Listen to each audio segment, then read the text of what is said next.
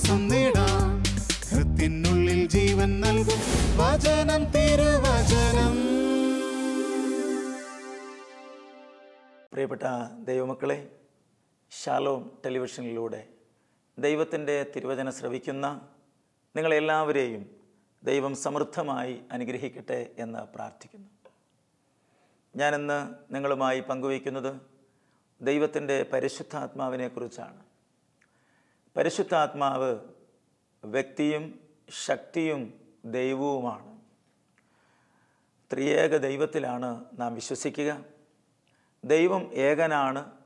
ദൈവത്തിന് 3 ആളുകളുണ്ട്: പിതാവ്, പുത്രൻ, പരിശുദ്ധാത്മാവ്. ഈ പരിശുദ്ധാത്മാവ് വ്യക്തിയാണ്, പരിശുദ്ധാത്മാവ് ശക്തിയാണ്, പരിശുദ്ധാത്മാവ് ദൈവമാണ്. വ്യക്തിയും ശക്തിയും ദൈവവുമായ പരിശുദ്ധാത്മാവ് മനുഷ്യരിലേക്ക് കടന്നു വരുന്നത് പ്രതീകങ്ങളിലൂടെയാണ്. പരിശുദ്ധാത്മാവിന് ധാരാളം പ്രതീകങ്ങളുണ്ട്. അതിലൊരു പ്രതീകമാണ് അഗ്നി. അപ്പസ്തോല പ്രവർത്തനങ്ങൾ 2-ാം അധ്യായം 1 മുതൽ 4 വരെയുള്ള വാക്യങ്ങളിൽ നാം ഇപ്രകാരം വായിക്കുന്നു: പന്തക്കുസ്താദിന സമാഗതമായപ്പോൾ അവരെല്ലാവരും ഒരുമിച്ച് കൂടിയിരിക്കുകയായിരുന്നു. കൊടുങ്കാറ്റടിക്കുന്നത് പോലുള്ള ഒരു ശബ്ദം പെട്ടെന്ന് ആകാശത്ത് നിന്നുകൊണ്ടായി. അതവർ സമ്മേളിച്ചിരുന്ന വീട് മുഴുവനും നിറഞ്ഞു. അഗ്നിജ്വാലകൾ പോലുള്ള നാവുകൾ തങ്ങൾ ഓരോരുത്തരുടെയും മേൽ വന്ന് നിൽക്കുന്നതായി അവർ കണ്ടു. അവരെല്ലാവരും ആത്മാവിനാൽ നിറഞ്ഞു.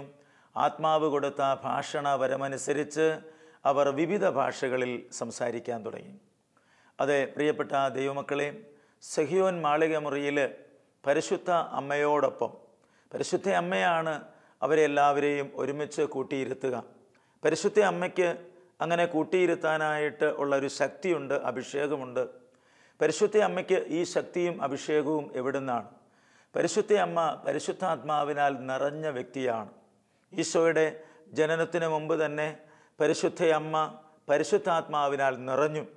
പരിശുദ്ധാത്മാവിനാൽ നിറഞ്ഞതുകൊണ്ടാണ് പരിശുദ്ധ അമ്മയ്ക്ക് യേശുക്രിസ്തുവിൻ്റെ രക്ഷാകര പ്രവർത്തനങ്ങളിൽ ചേർന്ന് നിൽക്കുവാനായിട്ട് സാധിച്ചത്. അല്ലാതെ ഏതൊരു വ്യക്തിക്കാണ് തൻ്റെ മകനെ അതുദാരുണമായി പീഡിപ്പിച്ച് മുന്നോട്ട് കൊണ്ടുപോകുമ്പോൾ അതൊക്കെ രക്ഷയ്ക്കുള്ള ഒരു വഴിയാണ് എന്ന് മനസ്സിലാക്കാൻ കഴിയണമെങ്കിൽ, പരാതിയില്ലാതെ ആ പ്രശ്നത്തെ കൈകാര്യം ചെയ്യാൻ പറ്റണമെങ്കിൽ പരിശുദ്ധാത്മാവിൻ്റെ സഹായം കൂടിയേ കഴിയുകയുള്ളൂ.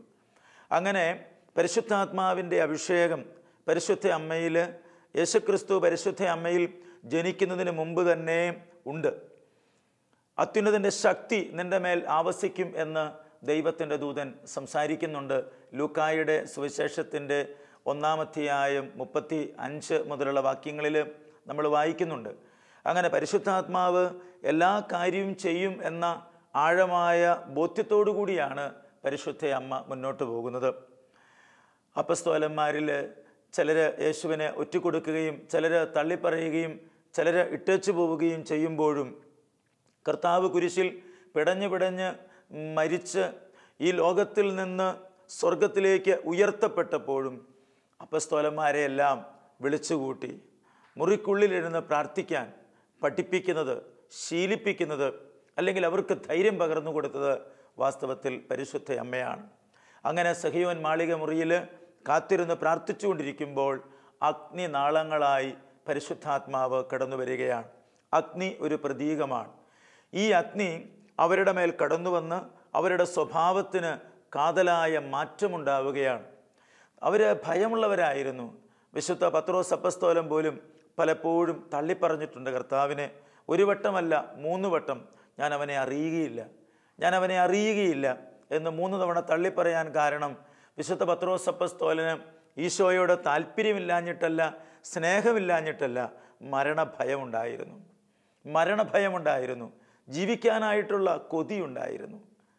എന്നാൽ പ്രിയപ്പെട്ട ദൈവമക്കളെ, ദൈവത്തിൻ്റെ പരിശുദ്ധാത്മാവ് കടന്നു വന്നപ്പോൾ ഈ ലോകത്തിൽ ജീവിക്കാനുള്ള കൊതിയൊക്കെ പത്രോസ് അപ്പസ്തോലൻ്റെ നഷ്ടപ്പെട്ടു പോവുകയാണ്. കർത്താവിന് വേണ്ടി ജീവിക്കാൻ മാത്രമുള്ള ഒരു ധൈര്യം പത്രോസ് അപ്പസ്തോലന് ലഭിക്കുകയാണ്.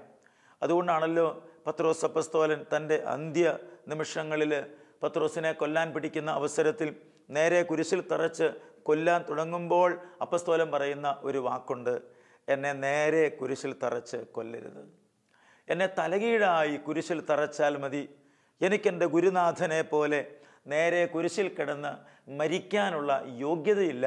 എന്നെ തലകീഴായി കുരിശിൽ തറച്ചാൽ മതി എന്ന് പറയാനുള്ള ഈ ധൈര്യം എവിടുന്നാണ് പ്രിയരെ കിട്ടുന്നത്?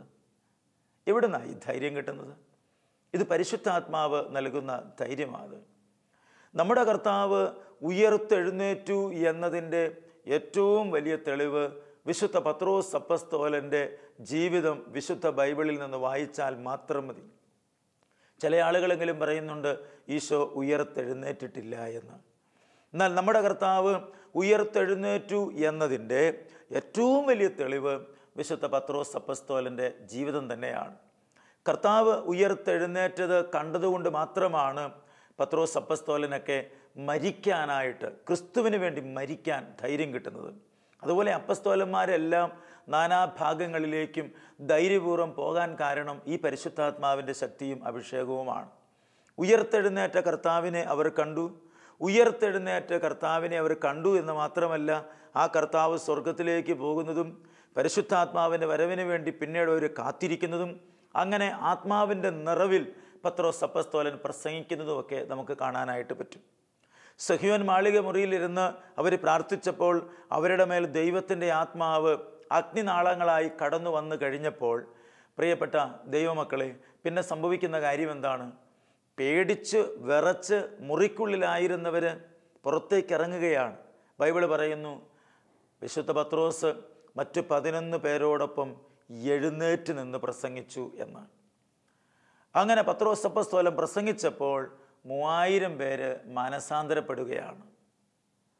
അങ്ങനെ മാനസാന്തരപ്പെടാനുണ്ടായ കാരണം വിശുദ്ധ പത്രോസ് അപ്പസ്തോലൻ്റെ മേൽ ദൈവത്തിൻ്റെ പരിശുദ്ധാത്മാവ് കടന്നു വന്നതുകൊണ്ടാണ്. നമ്മൾ ആരെങ്കിലും പ്രസംഗിക്കുന്നത് കൊണ്ട് ആരും മാനസാന്തരപ്പെടണമെന്നോ ക്രിസ്തുവിൻ്റേതാകണമെന്നോ നിർബന്ധമില്ല. ദൈവം തന്നെ നേരിട്ട് ഇടപെടണം. ദൈവത്തിൻ്റെ പരിശുദ്ധാത്മാവ് കടന്നു വരണം. നാം പ്രസംഗിക്കണം, നാം ശുശ്രൂഷ ചെയ്യണം. അതൊക്കെ വളരെ പ്രധാനപ്പെട്ട കാര്യമാണ്. അപ്പം നമ്മുടെ പ്രസംഗത്തിലൂടെ, നമ്മുടെ ശുശ്രൂഷയിലൂടെ ദൈവത്തിൻ്റെ ആത്മാവ് ഇറങ്ങി പ്രവർത്തിക്കണം. അങ്ങനെ ദൈവത്തിൻ്റെ ആത്മാവ് ഇറങ്ങി പ്രവർത്തിക്കാൻ നാം ആഗ്രഹിക്കണം. വചനം പ്രസംഗിക്കുന്ന എല്ലാ ആളുകളും മണിക്കൂറുകളോളം ദൈവസന്നിധിയിലിരുന്ന് പ്രാർത്ഥിച്ച് മധ്യസ്ഥം വഹിക്കുന്നുണ്ട്. അങ്ങനെ മധ്യസ്ഥം വഹിച്ച് പ്രാർത്ഥിച്ചതിന് ശേഷമാണ് വചനം പ്രസംഗിക്കുന്നതിന് വേണ്ടി വചനവേദിയിലേക്ക് കടന്നു വരിക. മണിക്കൂറുകൾ പ്രാർത്ഥിച്ച് വചനവേദിയിലേക്ക് കടന്നു വരുമ്പോൾ ആർക്കു വേണ്ടിയാണോ വചനം പ്രഘോഷിക്കുന്നത്, ആരാണോ ആ വചനം കേൾക്കുന്നത്, അവർക്കെല്ലാം വേണ്ടി എല്ലാ വചന ശുശ്രൂഷകരും പ്രാർത്ഥിക്കുന്നു. അങ്ങനെ പ്രാർത്ഥിക്കാൻ തന്നെ കാരണം പരിശുദ്ധാത്മാവിൻ്റെ നിറവിൽ ഈശോ പ്രാർത്ഥിച്ചു എന്നതാണ്. ഈശോ പകല് മുഴുവനും സുവിശേഷം പ്രസംഗിച്ചിട്ട്, ദൈവരാജ്യത്തെക്കുറിച്ച് പ്രസംഗിച്ചിട്ട്, ദൈവത്തെക്കുറിച്ച് ലോകത്തിന് പകർന്നു കൊടുത്തിട്ട് ഈശോ രാത്രിയിൽ മലയുടെ മുകളിലേക്ക് പോവുകയാണ്. അവൻ മല മുകളിൽ പോയി പിതാവിനോട് പ്രാർത്ഥിക്കുകയാണ്. മണിക്കൂറുകൾ പ്രാർത്ഥിക്കുകയാണ്, രാത്രിയേറെ പ്രാർത്ഥിക്കുകയാണ്. അങ്ങനെ പ്രാർത്ഥിച്ച് ശക്തി സംഭരിച്ച് വീണ്ടും പ്രഭാതത്തിൽ സുവിശേഷ പ്രഘോഷണം ആരംഭിക്കുകയാണ്. പിതാവിനെക്കുറിച്ചാണ് ഈശോയ്ക്ക് പ്രസംഗിക്കാനുള്ളത്. ഈശോയുടെ സുവിശേഷം എന്ന് പറയുന്നത് അതാണ്. പിതാവിനെക്കുറിച്ച്, സ്വർഗത്തെക്കുറിച്ച്, ദൈവരാജ്യത്തെക്കുറിച്ച്, പാപം ഉപേക്ഷിച്ച് നാം ജീവിക്കേണ്ടതിൻ്റെ ആവശ്യകതയെക്കുറിച്ച് കർത്താവ് വളരെ വ്യക്തമായി തിരുസന്ദേശം നമുക്ക് തരികയാണ്. പ്രിയപ്പെട്ട ദൈവമക്കളെ, സഹ്യോൻ മാളിക മുറിയിൽ കാത്തിരുന്ന് പ്രാർത്ഥിച്ച അപ്പസ്തോലന്മാരുടെ മേൽ ദൈവത്തിൻ്റെ പരിശുദ്ധാത്മാവ് കടന്നു വന്നത് അഗ്നിനാളങ്ങളായിട്ടാണ് എന്ന് ഞാൻ പറഞ്ഞു കഴിഞ്ഞു. വർഷങ്ങൾക്ക് മുമ്പ് ബഹുമാനപ്പെട്ട മാത്യു നായിക്കം മർമലച്ചൻ, പോട്ട മിനിസ്ട്രിയുടെ ആരംഭകൻ, അല്ലെങ്കിൽ ദൈവത്തിൻ്റെ പരിശുദ്ധാത്മാവ് നായിക്കം മർമലച്ചനിലൂടെയാണ് പോട്ട ശുശ്രൂഷ ആരംഭിക്കുന്നത്.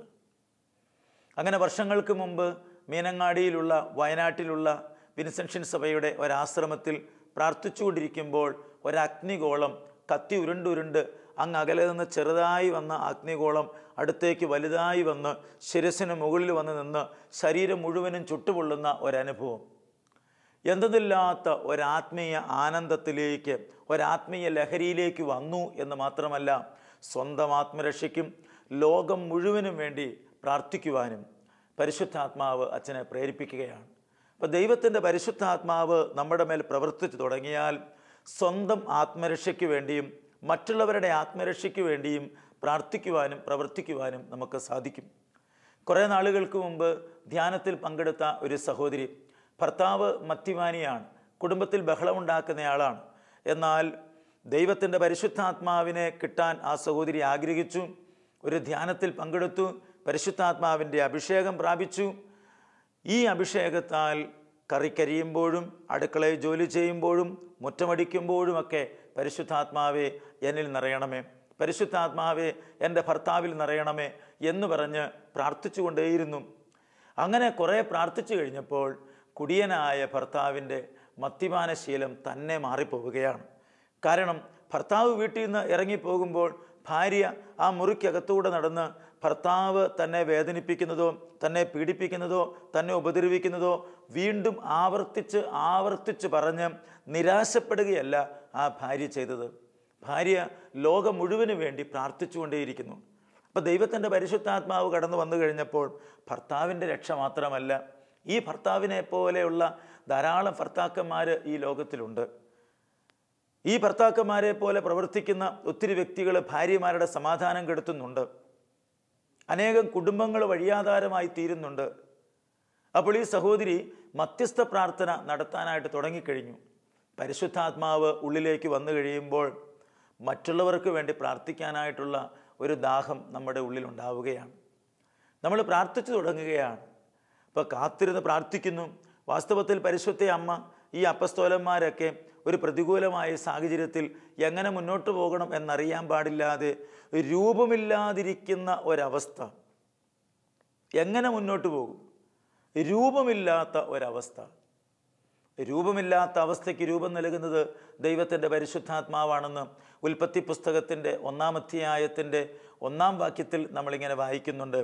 ആദിയിൽ ദൈവം ആകാശവും ഭൂമിയും സൃഷ്ടിച്ചു, ഭൂമി രൂപരഹിതവും ശൂന്യവുമായിരുന്നു, ആഴത്തിനു മുകളിൽ അന്ധകാരം വ്യാപിച്ചിരുന്നു, ദൈവത്തിൻ്റെ ചൈതന്യം വെള്ളത്തിന് മീതെ ചലിച്ചുകൊണ്ടിരുന്നു. രൂപമില്ലാത്ത ഈ പ്രപഞ്ചത്തിന് രൂപം നൽകിയത് ദൈവത്തിൻ്റെ പരിശുദ്ധാത്മാവാണ്. ഈശോ സ്വർഗത്തിലേക്ക് പോയി കഴിഞ്ഞപ്പോൾ എങ്ങനെ കാര്യങ്ങൾ മുന്നോട്ട് പോകും എന്ന് ചിന്തിച്ച് ഭാരപ്പെട്ട് ഒരു രൂപവുമില്ലാതെ അവരിയ്ക്കുമ്പോൾ അവരുടെ മേൽ ദൈവത്തിൻ്റെ പരിശുദ്ധാത്മാവ് കടന്നു വരികയാണ്. എന്നെ കേൾക്കുന്ന പ്രിയപ്പെട്ട ദൈവമക്കളെ, ഈ ടി വിയിലൂടെ തിരുവചനം ശ്രവിക്കുന്ന ദൈവമക്കളെ, എങ്ങനെ എൻ്റെ ജീവിതം മുന്നോട്ട് കൊണ്ടുപോകും? എൻ്റെ മക്കളെ ഞാൻ എങ്ങനെ സ്കൂളിൽ അയക്കും? എൻ്റെ കുഞ്ഞുങ്ങളെ ഞാൻ എങ്ങനെ പഠിപ്പിക്കും? എൻ്റെ മകളുടെ കല്യാണം ഞാൻ എങ്ങനെ നടത്തും? എങ്ങനെ ഈ കടമൊന്ന് വീട്ടും? എനിക്കൊരു രൂപവുമില്ല, ഒരു രൂപവുമില്ല എന്ന് ചിന്തിച്ച് ഭാരപ്പെടുമ്പോൾ ദൈവത്തിൻ്റെ പരിശുദ്ധാത്മാവിന് നമ്മുടെ ജീവിതത്തിൽ എന്തൊക്കെയോ ചെയ്യാനുണ്ട് എന്ന കാര്യം നാം തിരിച്ചറിയണം. പരിശുദ്ധാത്മാവേ എന്നിലേക്ക് വരണമേ എന്ന് പറഞ്ഞ് നമ്മളൊന്ന് പ്രാർത്ഥിക്കാൻ തയ്യാറായാൽ നമ്മുടെ പ്രാർത്ഥന കേൾക്കാൻ കാത്തു നിൽക്കുന്ന ആത്മാവാണ് പരിശുദ്ധാത്മാവ്. നമ്മളെ സഹായിക്കുവാൻ ഇറങ്ങി വരുന്ന ആത്മാവാണ് പരിശുദ്ധാത്മാവ്. പരിശുദ്ധാത്മാവ് ദൈവം തന്നെയാണ്. അതുകൊണ്ട് ദൈവത്തിന് നമ്മളെ അനുഗ്രഹിക്കാതിരിക്കാൻ പറ്റുകയില്ല പ്രിയരെ. നമ്മളെ സൃഷ്ടിച്ചവൻ അവനാണ്, നമ്മളെ വളർത്തുന്നത് അവനാണ്, നമ്മളെക്കുറിച്ച് പദ്ധതിയുള്ളത് അവനാണ്. ഈ ലോകത്തിൽ എല്ലാവർക്കും നമ്മളെക്കുറിച്ച് 100 അഭിപ്രായങ്ങൾ പറയാനുണ്ടാവും. അപ്പന് നമ്മളെക്കുറിച്ച് അഭിപ്രായമുണ്ട് പ്രിയരെ. ജീവിത പങ്കാളിക്ക് നമ്മളെക്കുറിച്ച് അഭിപ്രായങ്ങൾ പറയാനുണ്ടാവും. അയൽവക്കംകാർക്ക് നമ്മളെക്കുറിച്ച് അഭിപ്രായങ്ങൾ പറയാനുണ്ടാവും. നമ്മുടെ അധികാരികൾക്കും നമ്മുടെ കൂടെ വർക്ക് ചെയ്യുന്നവർക്കും ഒക്കെ നമ്മളെക്കുറിച്ച് 100 അഭിപ്രായങ്ങൾ പറയാനുണ്ടാവും. പക്ഷേ നമ്മളെക്കുറിച്ച് പദ്ധതിയുള്ളത് ദൈവത്തിനാണ്. അത് ദൈവം പറഞ്ഞിട്ടുണ്ടല്ലോ, ജെറമ്യ 29:11, നിങ്ങളെക്കുറിച്ചുള്ള പദ്ധതി എൻ്റെ മനസ്സിലുണ്ട് എന്ന്. അത് നമ്മളെക്കുറിച്ചുള്ള പദ്ധതി ദൈവത്തിൻ്റെ മനസ്സിലുണ്ട്. പ്രിയപ്പെട്ട ദൈവമക്കളെ, ഒരുപക്ഷെ നമ്മുടെ എല്ലാ പദ്ധതികളും തകർന്നു പോയാലും, എല്ലാം തകർന്നു എന്ന് കരുതുക, നമ്മൾ പല പദ്ധതികളും ഒരുക്കിയതാണ്, പലതും പ്ലാൻ ചെയ്തിട്ടുണ്ടാവാം. എല്ലാ പദ്ധതികളും തകർന്നാലും നമ്മളെക്കുറിച്ച് തകരാത്ത ഒരു പദ്ധതി ദൈവത്തിൻ്റെ മനസ്സിലുണ്ട്. നമ്മുടെ പദ്ധതികൾ തകർന്നാലും ദൈവത്തിൻ്റെ പദ്ധതി തകരുകയില്ല. ഇത് മനസ്സിലാക്കാൻ കഴിയുന്നത് പരിശുദ്ധാത്മാവ് നമ്മളിൽ പ്രവർത്തിക്കുമ്പോൾ മാത്രമാണ്. അതിനാൽ പ്രിയപ്പെട്ട ദൈവമക്കളെ, പരിശുദ്ധ അമ്മയ്ക്കറിയാം ഈ അപ്പസ്തോലന്മാരെ വിളിച്ചുകൂട്ടി പ്രാർത്ഥിക്കുകയല്ലാതെ മറ്റൊരു വഴിയില്ല എന്ന്. ഈശോ പ്രാർത്ഥിച്ചുകൊണ്ടിരിക്കുമ്പോഴാണ് പരിശുദ്ധാത്മാവ് പ്രാവിൻ്റെ രൂപത്തിൽ ഇറങ്ങി വരുന്നത്. സ്വർഗം തുറന്ന് യോർദാനിൽ നിന്ന് സ്നാനം സ്വീകരിച്ച് അവൻ കരയിൽ വന്ന് പ്രാർത്ഥിക്കുമ്പോൾ, ലൂക്കായുടെ സുവിശേഷത്തിൽ നമ്മൾ അങ്ങനെയാണ് കാണുന്നത്. അവൻ കരയ്ക്ക് കയറിയപ്പോഴാണ് പരിശുദ്ധാത്മാവ്, അവൻ പ്രാർത്ഥിച്ചുകൊണ്ടിരിക്കുമ്പോൾ പരിശുദ്ധാത്മാവ് പ്രാവിൻ്റെ രൂപത്തിൽ വന്നു എന്നാണ് നമ്മൾ ലൂക്കാ സുവിശേഷത്തിൽ നമ്മൾ വായിക്കുന്നത്. അതുകൊണ്ട് പ്രിയപ്പെട്ട ദൈവമക്കളെ, പ്രാർത്ഥിക്കുമ്പോൾ പരിശുദ്ധാത്മാവ് വരുന്നു, പ്രാർത്ഥിക്കുമ്പോൾ പരിശുദ്ധാത്മാവ് നമ്മളെ സ്പർശിക്കുന്നു. അപ്പോൾ സെഹിയോൻ മാളിക മുറിയിൽ കാത്തിരുന്ന് പ്രാർത്ഥിച്ചവരുടെ മേലാണ് ദൈവത്തിൻ്റെ പരിശുദ്ധാത്മാവ് കടന്നു വന്നതെങ്കിൽ നമ്മളും പ്രാർത്ഥിച്ചു തുടങ്ങണം.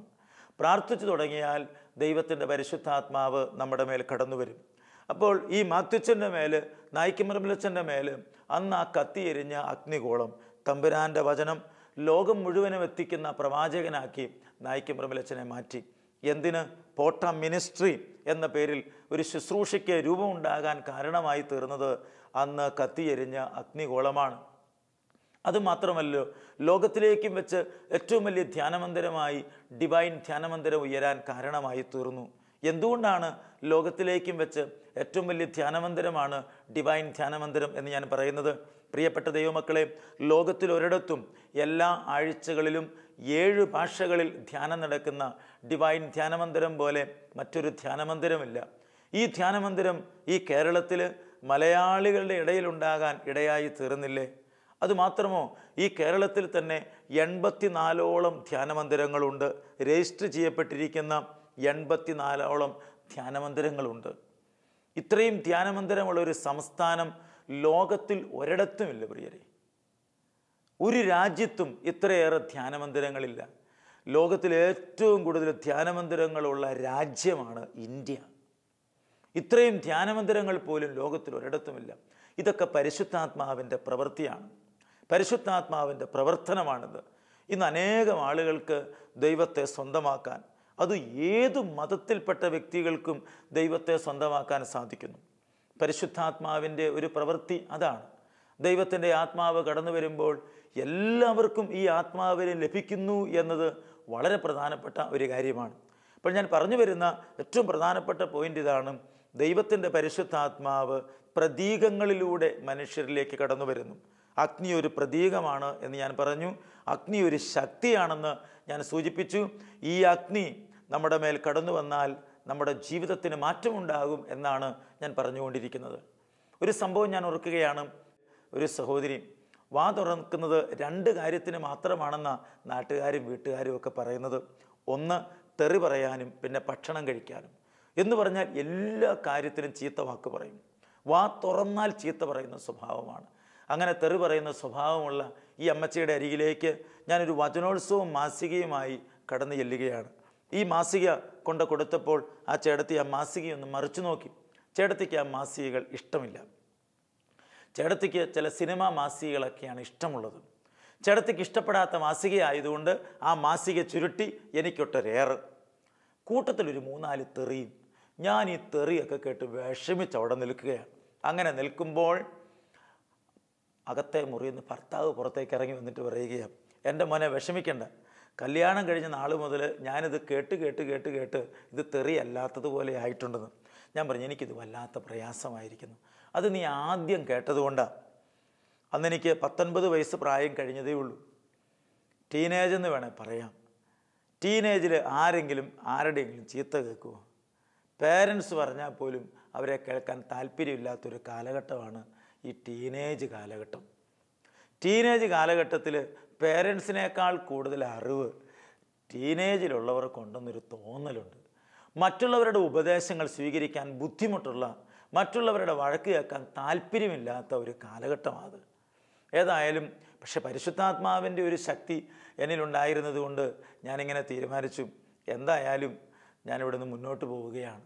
അപ്പോഴാ ചേട്ടൻ വന്നിട്ട് എന്നോട് പറയുകയാണ്, എൻ്റെ മോനെ വിഷമിക്കണ്ട, നീ ആദ്യം കേട്ടതുകൊണ്ട് നിനക്ക് അങ്ങനെയൊക്കെ തോന്നുന്നതാണ്. കല്യാണ ദിവസം ചെണ്ടും മുടിയൊക്കെ വെച്ച് ഇവൾ വീട്ടിലോട്ട് കയറി വരുമ്പോൾ ഇവളുടെ കല്ല് ഏതോ ഒരു കല്ലെ തട്ടി. ആ കല്ലെ തട്ടി അതേ സെക്കൻഡിൽ എൻ്റെ ചെവിയിൽ 2 തെറി പറഞ്ഞു. ഞാൻ ചുറ്റും നോക്കി ആരെങ്കിലും കേട്ടോ എന്ന്. ആരും കേട്ടില്ലെന്നായപ്പം അല്പസമാധാനമായി. അന്ന് രാത്രി ആയപ്പോൾ ഞാൻ അവളോട് ചോദിച്ചു, നീ എന്താ ഇങ്ങനെ തെറി പറയുന്നത്? എൻ്റെ മനുഷ്യനെ അത് തെറിയൊന്നുമല്ല, ഞങ്ങളുടെ വീട്ടിൽ എല്ലാവരും ഉപയോഗിക്കുന്നതാണ്. ചെറുപ്പം മുതൽ തെറി കേട്ട് വളർന്നിരിക്കുന്ന ഒരു കൊച്ചിന് അത് തെറിയാണെന്നുള്ള വിചാരം പോലുമില്ല. പ്രിയപ്പെട്ട ദൈവമക്കളെ, നല്ലൊരു ശതമാനം ആളുകളുടെ ജീവിതത്തിലും ഇങ്ങനെ ഒരു പ്രശ്നം കിടപ്പുണ്ട്. അപ്പനും അമ്മയും മദ്യപിക്കുന്നവരാണെങ്കിൽ, അല്ലെങ്കിൽ അപ്പൻ മദ്യപിക്കുന്ന വ്യക്തിയാണെങ്കിൽ, പുകവലിക്കുന്ന വ്യക്തിയാണെങ്കിൽ, തെറി പറയുന്ന സ്വഭാവമുള്ളവരാണെങ്കിൽ, ചീത്ത പറയുന്ന സ്വഭാവമുള്ളവരാണെങ്കിൽ, വഴക്കുണ്ടാക്കുന്നവരാണെങ്കിൽ, ഇതെല്ലാം മക്കളിലേക്ക് കിട്ടുകയാണ്. അവരത് ചെറുപ്പം മുതൽ നല്ലതാണ് എന്ന് കരുതിയാണ് സ്വീകരിക്കുന്നത്. പിൽക്കാലത്ത് ഈ മക്കളെ ഓർത്ത് വേദനിക്കേണ്ട അവസ്ഥ മാതാപിതാക്കന്മാർക്ക് ഉണ്ടാവുകയാണ്. അന്ന് ഞാനങ്ങനെ പറഞ്ഞു പോയതാണല്ലോ, അതുകൊണ്ടാണല്ലോ എൻ്റെ മക്കളിങ്ങനെ ആയത് എന്നോർത്ത് വിലപിക്കുന്ന മാതാപിതാക്കന്മാരെ കാണും. പ്രിയപ്പെട്ടവരെ, അങ്ങനെ ആരെങ്കിലും ഇന്ന് ഈ പ്രസംഗം കേട്ട് വിലപിക്കുന്നുണ്ടെങ്കിൽ നിങ്ങൾ വിലപിക്കരുത്. യേശുക്രിസ്തു ഇന്നലെയും ഇന്നും എന്നും ഒരേ ആളായതുകൊണ്ട് നിങ്ങൾ ചെയ്യേണ്ട കാര്യം ഒറ്റ കാര്യം മാത്രമാണ്. എന്താണത്? കർത്താവേ, ഞാൻ പറഞ്ഞാൽ അനുസരിക്കാത്ത, എൻ്റെ വാക്ക് കേൾക്കാത്ത എൻ്റെ മക്കളെ അവിടുത്തെ പരിശുദ്ധാത്മാവ് കൊണ്ട് നിറയ്ക്കണമേ എന്ന് പറഞ്ഞ് പ്രാർത്ഥിക്കുക. ഇന്ന് നിങ്ങളുടെ ഉപദേശം അവർക്ക് ആവശ്യമില്ല, അവരത് സ്വീകരിക്കാൻ തയ്യാറാകുന്നില്ല, അവർക്കത് സ്വീകരിക്കാനും പറ്റുകയില്ല. പക്ഷേ ഇന്ന് നിങ്ങൾ പ്രാർത്ഥിച്ചാൽ ആ പ്രാർത്ഥന അവർക്ക് ലഭിക്കും. നിങ്ങളുടെ പ്രാർത്ഥന അവരിലേക്ക് വരും. അങ്ങനെ ആ പ്രാർത്ഥന വഴിയായി നിങ്ങൾ അനുഗ്രഹം പ്രാപിക്കും. കർത്താവ് നിങ്ങളുടെ ജീവിതത്തിൽ കടന്നു വരികയും നിങ്ങളുടെ ജീവിതത്തിനൊരു വ്യത്യാസം ഉണ്ടാവുകയും ചെയ്യും. നിങ്ങളുടെ ജീവിതത്തിൽ മാത്രമല്ല, നിങ്ങളുടെ മക്കളുടെ ജീവിതത്തിലും വ്യത്യാസം ഉണ്ടാകും. നിങ്ങളുടെ ജീവിതത്തിലെ വ്യത്യാസം എന്താണ്? മക്കളെ ഓർത്തുള്ള ഭാരം, പണ്ട് മക്കൾക്കെതിരായി ചെയ്തതോർത്തുള്ള കുറ്റബോധം, അങ്ങനെ മനസ്സ് ഭാരപ്പെട്ടിരിക്കുമ്പോൾ അവർക്ക് വേണ്ടി പരിശുദ്ധാത്മാവ് നിറയാൻ വേണ്ടി പ്രാർത്ഥിച്ചു കഴിഞ്ഞാൽ അവരുടെ സ്വഭാവത്തിനും വ്യത്യാസം ഉണ്ടാകുന്നു, നിങ്ങളുടെ മനസ്സും മാറുന്നു. ദൈവത്തിനൊന്നും അസാധ്യമായിട്ടില്ല. അതുകൊണ്ട് നിരാശയുടെ യാതൊരു ചിന്തയും വേണ്ട. ദൈവത്തിൻ്റെ പരിശുദ്ധാത്മാവ് നമ്മുടെ ജീവിതത്തിൽ കടന്നു വന്നാൽ നമ്മുടെ ജീവിതം മാറും. എന്തായാലും പ്രിയപ്പെട്ടവരെ, ഞാൻ ആ വീട്ടിൽ നിന്ന് പുറത്തേക്ക് വന്നു. ഏതാനും നാളുകൾ കഴിഞ്ഞപ്പോൾ ഈ ചേടത്തി ഞാൻ ഒരു സ്ഥലത്ത് പ്രസംഗിക്കുമ്പോൾ ഏറ്റവും പുറകിൽ വന്ന് നിൽക്കുകയാണ്.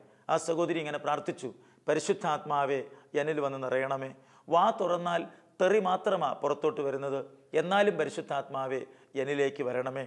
ആ സഹോദരി അങ്ങനെ പരിശുദ്ധാത്മാവ് നിറയാൻ വേണ്ടി പ്രാർത്ഥിച്ചുകൊണ്ടിരിക്കുമ്പോൾ ആ സഹോദരിയുടെ ശരീരത്തിൻ്റെ ഭാരം കുറഞ്ഞു, നാവ് തളിര് പോലെ അടിക്കാൻ തുടങ്ങി. പാഷാവരത്തോടെ ദൈവത്തെ സ്തുതിക്കാനുള്ള കൃപ ലഭിക്കുകയാണ്. പാഷാവരത്തോടെ ദൈവത്തെ സ്തുതിച്ചു എന്ന് മാത്രമല്ല, അന്ന് ആ പ്രാർത്ഥന കഴിഞ്ഞ് വീട്ടിലെത്തിയപ്പോൾ ഭർത്താവ് പറയുകയാണ്, നിൻ്റെ മുഖത്തൊരു പ്രത്യേക സന്തോഷമാണല്ലോ, കുടിക്കാൻ എന്തെങ്കിലും എടുത്തുകൊണ്ട് വരിക. സാധാരണ കുടിക്കാൻ എടുക്കാൻ പറഞ്ഞാൽ 2 പറയാറുള്ളതാണ്. ഇത് വളരെ സ്നേഹത്തോടെ കാപ്പി കൊണ്ടുവന്ന് ഭർത്താവിൻ്റെ കയ്യിലേക്ക് കൊടുത്തു. ഭർത്താവ് കപ്പ് കയ്യിലേക്ക് വാങ്ങിച്ചു, ഭാര്യയുടെ മുഖത്തോട്ട് നോക്കി, പിന്നെയും കപ്പിലേക്ക് നോക്കി, പിന്നെയും ഭാര്യയുടെ മുഖത്തോട്ട് നോക്കി. ഭർത്താവിനൊരു നാണം പോലെ. കല്യാണം കഴിഞ്ഞിട്ട് വർഷം 20ആയി, ഇത്രയും കാലമായിട്ട് സ്നേഹത്തോടെ ഒരു ഗ്ലാസ് പച്ചവെള്ളം പോലും കൊണ്ട് തന്നിട്ടില്ല. ഇതൊറ്റ പ്രാർത്ഥനയിൽ പങ്കെടുത്തപ്പോൾ ഇത്രമാത്രം ഒരു വ്യത്യാസവും. കാപ്പി കൂടി കഴിഞ്ഞ് കപ്പ് നിലത്തേക്ക് വെക്കാൻ തുടങ്ങിയപ്പോൾ കുട്ടികൾ ക്രിക്കറ്റ് കളിച്ച് ബോൾ ക്യാച്ചെടുക്കുന്നത് പോലെ ആ കപ്പയിലേക്ക് ചാടി പിടിച്ചിട്ടൊരു ചോദ്യം ചോദിച്ചെന്ന്, അല്പം കാപ്പി കൂടി എടുക്കട്ടെ എന്ന് ആ ഭർത്താവിനോട് പറയുകയാണ്. ആ സമയത്ത് ഇടിവെട്ടി മരിച്ചിരുന്നുവെങ്കിൽ ഏറ്റവും കൂടുതൽ സന്തോഷമുള്ള സമയത്ത് മരിച്ചു എന്ന് കരുതാമായിരുന്നുവെന്ന്. ഒരു ഭർത്താവിൻ്റെ ആഗ്രഹമാണ് ഭാര്യ പുഞ്ചിരിച്ച് ഒരു ഗ്ലാസ് കാപ്പി കൊണ്ട് തരിക എന്നത്. പുഞ്ചിരിച്ച് കാപ്പി തരാൻ പറ്റാത്തത് കൊണ്ടാണ്, പുഞ്ചിരിക്കാൻ കഴിയുന്നില്ല പ്രിയരെ. ദൈവത്തിൻ്റെ പരിശുദ്ധാത്മാവ് കടന്നു വന്നാൽ നമ്മുടെ ചിന്താഗതികൾ മാറും, കാഴ്ചപ്പാട് മാറും, മനോഭാവം മാറും, നമ്മളെ കൃപയിലും വിശുദ്ധിയിലും നിറയുന്ന ഒരനുഭവം ഉണ്ടാവുകയാണ്. ഇന്ന് വർഷങ്ങളേറെയായിരിക്കുന്നു ആ സഹോദരി പിന്നീട് തെറി പറഞ്ഞിട്ടില്ല. ആ സ്വഭാവം മാറിപ്പോയിരിക്കുന്നു. ഇതെങ്ങനെ സംഭവിക്കും? ഇതെങ്ങനെ സംഭവിക്കും? പരിശുദ്ധ അമ്മ ഇതേ ചോദ്യം ദൈവത്തോട് ചോദിക്കുന്നുണ്ട്, ദൈവദൂതനോട്. ഇതെങ്ങനെ സംഭവിക്കും? ലൂക്കായുടെ സുവിശേഷം 1:35 അവിടെ നാം ഇങ്ങനെയാണ് വായിക്കുന്നത്, പരിശുദ്ധാത്മാവ് നിങ്ങളുടെ മേൽ വരും, അത്യുന്നതൻ്റെ ശക്തി നിങ്ങളുടെ മേൽ ആവസിക്കും. അതെ പ്രിയപ്പെട്ട ദൈവമക്കളെ, ദൈവത്തിൻ്റെ പരിശുദ്ധാത്മാവ് വന്ന് പുതിയ മനുഷ്യരായി തീരുവാൻ നമുക്ക് ആഗ്രഹിക്കാം. പരിശുദ്ധാത്മാവിൻ്റെ ഒരു പ്രതീകത്തെക്കുറിച്ചാണ് ഞാൻ പറഞ്ഞത്. വീണ്ടും നമുക്കത് കേൾക്കാം. പ്രിയപ്പെട്ട ദൈവമക്കളെ, നമുക്കൊന്ന് പ്രാർത്ഥിക്കാം. കർത്താവേ, കരുണയുള്ള നല്ല ദൈവമേ, ഷാലോം ടിവിയിലൂടെ തിരുവചനം ശ്രവിക്കുന്ന പ്രിയപ്പെട്ട മക്കളെ ഓരോരുത്തരെയും അനുഗ്രഹിക്കണമെന്ന് പ്രാർത്ഥിക്കുന്നു. ഒരുപക്ഷെ വീട്ടിലിരുന്ന് വചനം കേൾക്കുന്നവരുണ്ട്, വഴിയിലിരുന്ന് വചനം കേൾക്കുന്നവരുണ്ട്, ഏതെങ്കിലും ഹോട്ടൽ മുറിയിൽ റൂമിൽ ഇരിക്കുന്ന വചനം കേൾക്കുന്നവരുണ്ട്. വചനം കേൾക്കുന്ന പ്രിയപ്പെട്ട മക്കളെ ഓരോരുത്തരെയും സ്പർശിക്കണമേ. പരിശുദ്ധാത്മാവിൻ്റെ നവമായ അഭിഷേകം നൽകണമേ. കൃപയിലും വിശുദ്ധിയിലും അഭിഷേകത്തിലും വളരുവാൻ അവിടുന്ന് ഇടയാക്കണമേ. നിത്യം പിതാവും പുത്രനും പരിശുദ്ധാത്മാവുമായ സർവേശ്വര എന്നേക്കും ആമേൻ.